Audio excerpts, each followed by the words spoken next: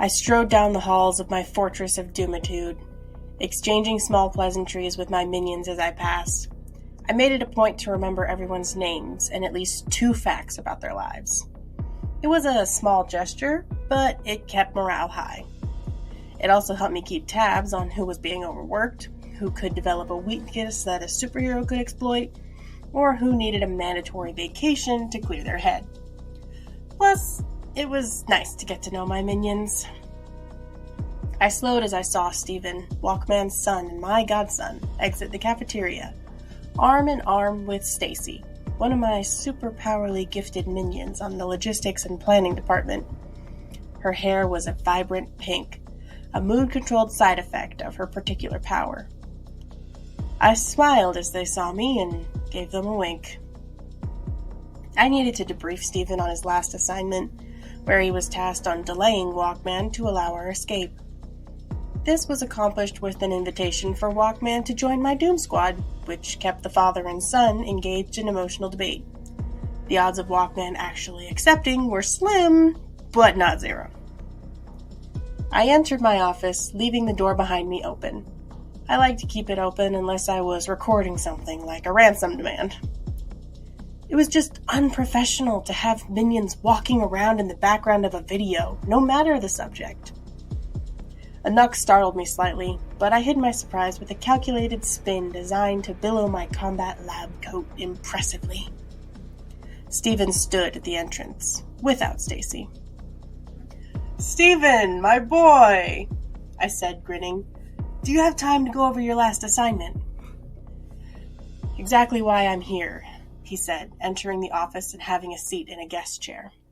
I took my own seat in my ornate throne of an office chair, which had several comfort features cleverly concealed beneath the oppressive decor. "He took the invitation and the phone," Steven reported, getting straight to the point. "I emphasized contact with my mother first and left your offer and number as a secondary concern." I smiled, letting a tinge of malice show through the expression. "Excellent. Even if he does not call her, he will surely reflect on the ways he could use the invitation to his advantage." Steven raised an eyebrow in confusion. "So you don't actually want him in the Doom Squad?" he asked. I cackled. I love cackling. It was such a fun way to release pent-up stress, and it gave the lungs a good exercise. He's a hero, through and through. He won't join the Doom Squad at face value. He may join for a week or two to gather intel, which is what I'm counting on. Steven nodded. "Makes sense. And then what? We win his heart and mind with pizza parties and remembering his dog's name?" I hesitated. Steven was right, but the way he phrased that was concerning. "I don't think he has a pet," I said. "Speaking of pets, how's your puppy Snowball doing?" Steven pointed at me with an enthusiastic jab. That thing you just did, asking about Snowball. It's like you read it as a management tactic and never fully understood why to use it, only how. I was stunned. Nobody had spoken to me like this. At least, nobody I employed. At the minimum, nobody had spoken to me like this and survived for long. "Steven, I am asking because You're genuinely shallow," Steven interrupted, standing from his chair to stare at me at eye level. "You do all these nice things right beside all these evil things. Play it off as being a supervillain that accidentally makes things better. I can't tell if your overall goal is world domination or world improvement." I gazed at Steven, using my harshest stare normally reserved for executions. "This is part of my plan, which is privy to me and me alone." Steven gave a short huff, then left my office. I watched as he walked towards the cafeteria, approaching Stacy as she waited by the entrance. I sighed and rested my head on my italic hands. I was failing at failing correctly. This could throw a wrench in my overall plans. I was experienced at managing. I was not experienced at parenting. Well, parenting a teenager, at least.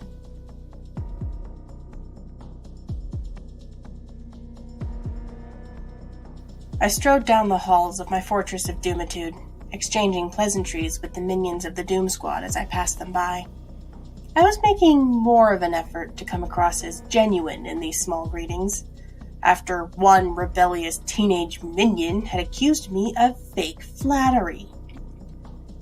If that kid Steven wasn't the son of my nemesis WalkMan and my godson, I would have reprimanded him for his outburst. But in the end, he was still a teenager, and in what I could tell was his first serious relationship. Emotional outbursts were expected for a kid. I stopped in my tracks, freezing in the middle of the hallway. A minion walked right into my back, bouncing off my unexpected impression of a roadblock. I helped the minion back on his feet, offering a distracted apology to the man. That was it. That was the final piece of the puzzle I needed to put my entire plan into action. Troublesome teenagers had a habit of being overly dramatic, and heroes often had teenage sidekicks. I may have struggled to defeat certain superheroes in combat, but this could defeat them in a court of law. I raced down the hall back the way I came from, hurrying to find my legal team. I flew past my own office and continued down the hall, narrowly avoiding my logistics manager, Stefan, and his husband, Glenn. I flashed the couple an apologetic smile as I rounded the corner. Finally, I arrived at the legal department of my fortress of doomitude. I had always found it prudent to have a team of lawyers on staff, since my entire organization was based around breaking the law.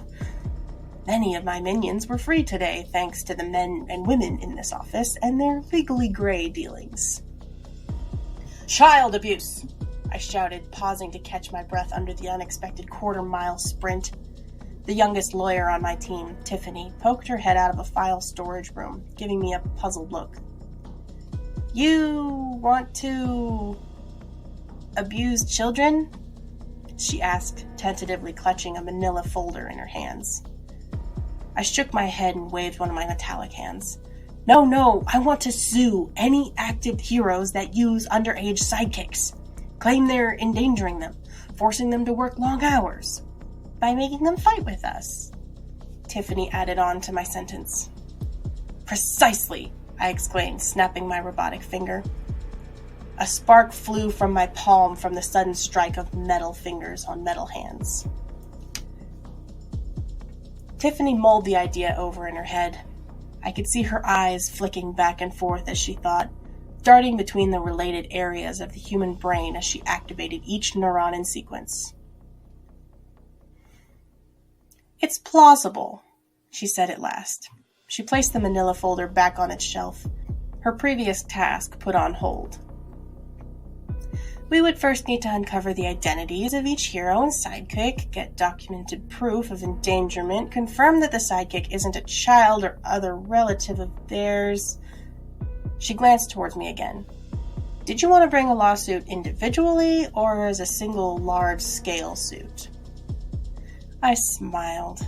Tiffany was going to be a valuable asset to the Doom Squad, which would tie them up in legal proceedings for the longest. I asked, crossing my arms and leaning on the side of the doorframe. Tiffany let out a small sound as she thought.